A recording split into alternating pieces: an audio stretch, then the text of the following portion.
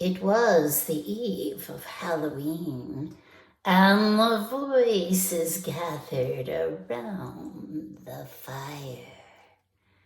They had a cauldron, and it was the old Conjure wives. Yes, we're going to make a fine feast tonight. What shall we put into the cauldron?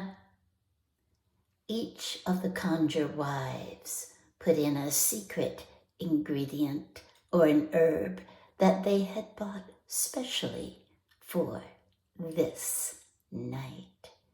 And the old Conjure wives sat around, laughing, and giggling and gaggling.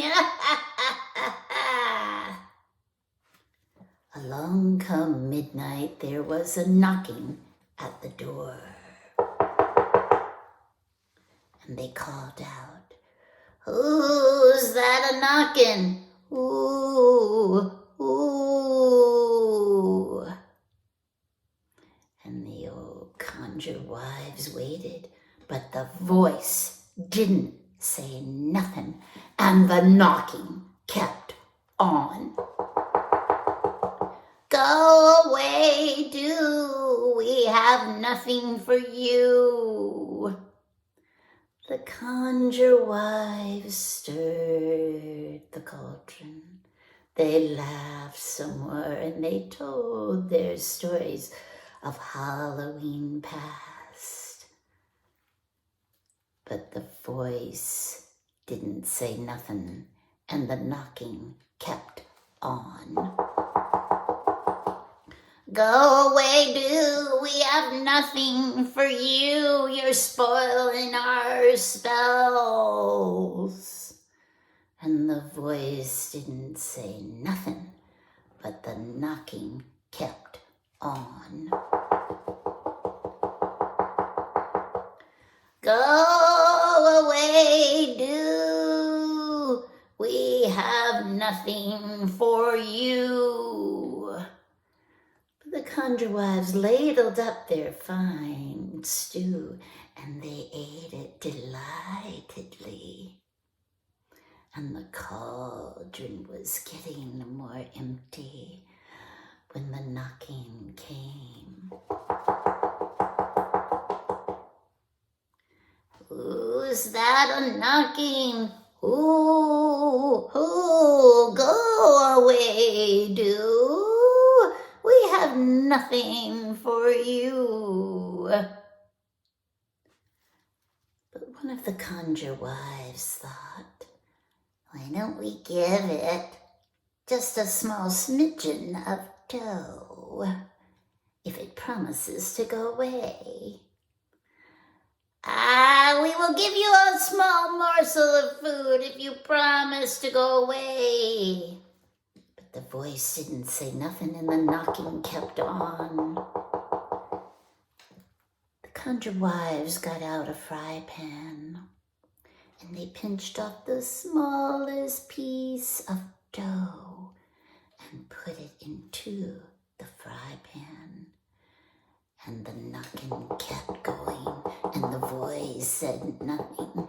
"We're making something for you now."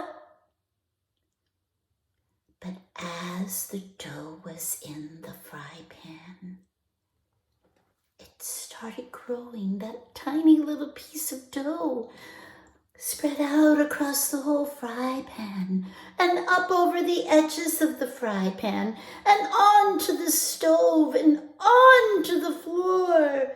And now it was up halfway on the chairs. "We have to lift up our feet." And the Conjure wives lifted up their feet, and the dough kept rising, and the knocking kept on. "Oh, let's climb on our chairs." And they climbed on their chairs, but the dough kept rising.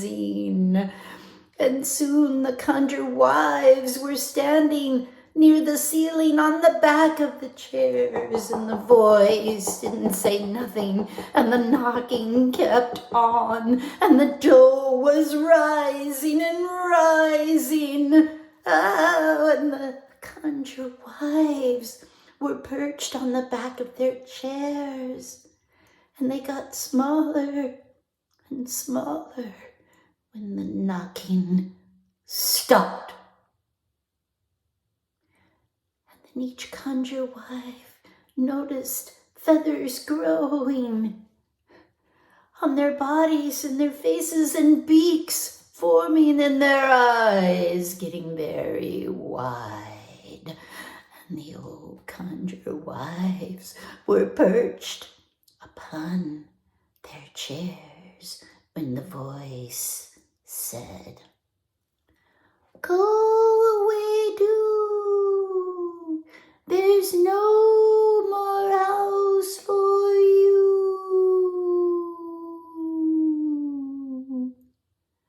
And the Conjure wives lifted their wings, and they flew out the door, out into the moonlit night on Halloween Eve, and they flew into the forest.